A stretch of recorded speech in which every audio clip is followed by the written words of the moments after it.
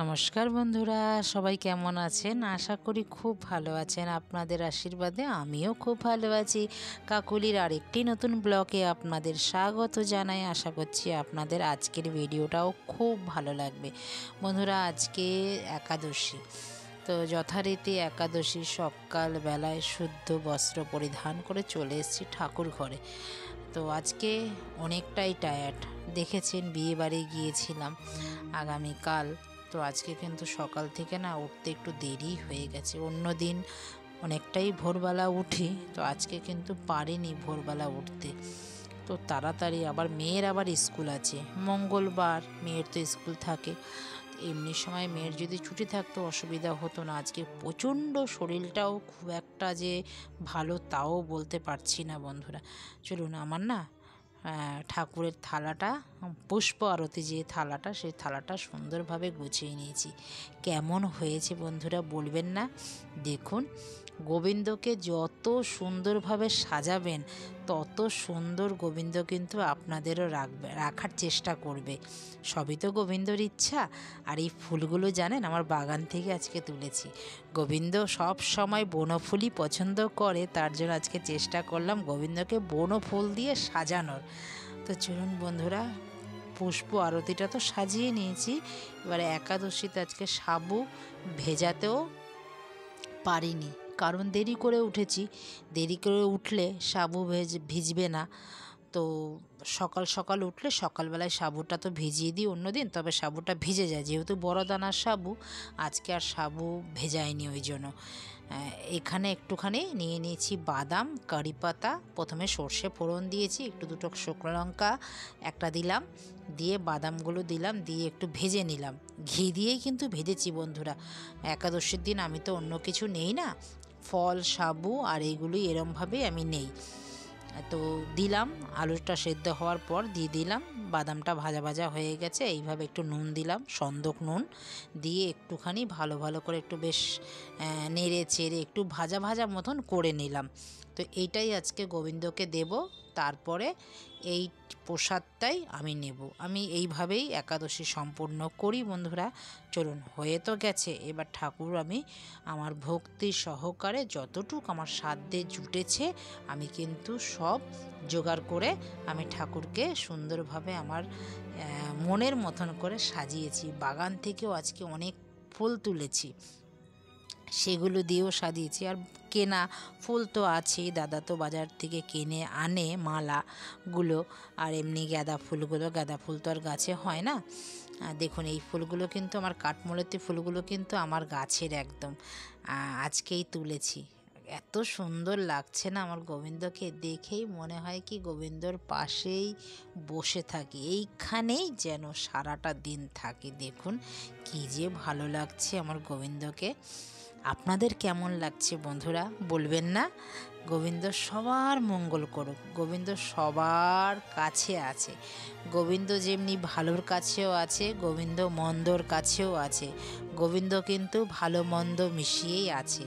তো চলুন, গোবিন্দকে তো সুন্দর করে সাজিয়ে নিয়েছি, আর এদিকে দেখলেন সব কিছু সাজিয়ে নিয়েছি। এবার আরতি করব, পুজো নিবেদন করে তারপরে। তো চলুন ভক্তি সহকারে আরতি দেখতে থাকি।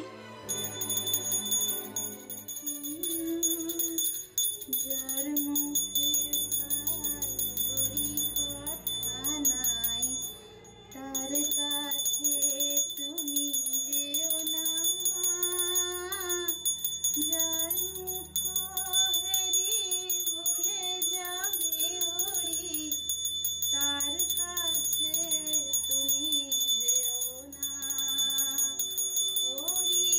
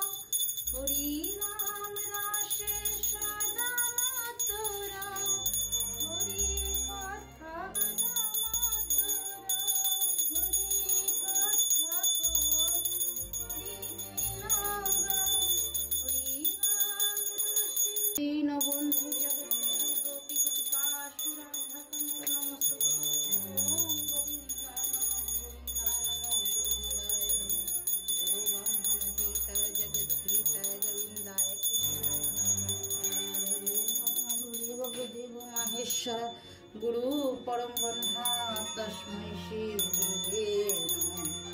ओम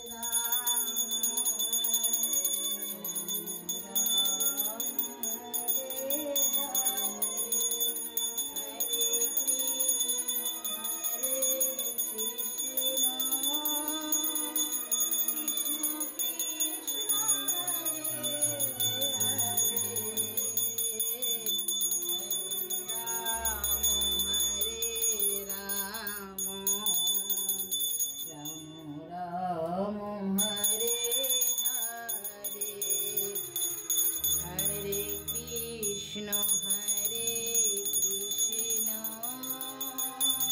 कृष्ण कृष्ण हरे हरे हरे राम राम राम हरे कृष्ण हरे कृष्ण।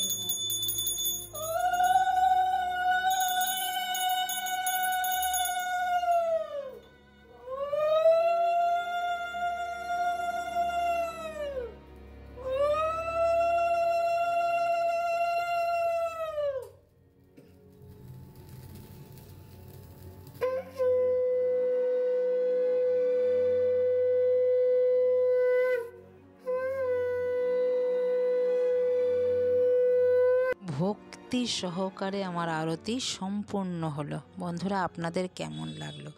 যদি কোথাও ভালো লেগে থাকে একটা লাইক কমেন্ট শেয়ার করে পাশে থাকবেন। দেখা হচ্ছে পরবর্তী ব্লগে। ভালো থাকবেন, সুস্থ থাকবেন। গোবিন্দ সবার মঙ্গল করুক। কেমন লাগলো ভিডিওটা জানাবেন। তো নমস্কার, দেখা হচ্ছে আবার নতুন একটি ব্লগে। সবাই ভালো থাকবেন, সুস্থ থাকবেন। নমস্কার, টাটা।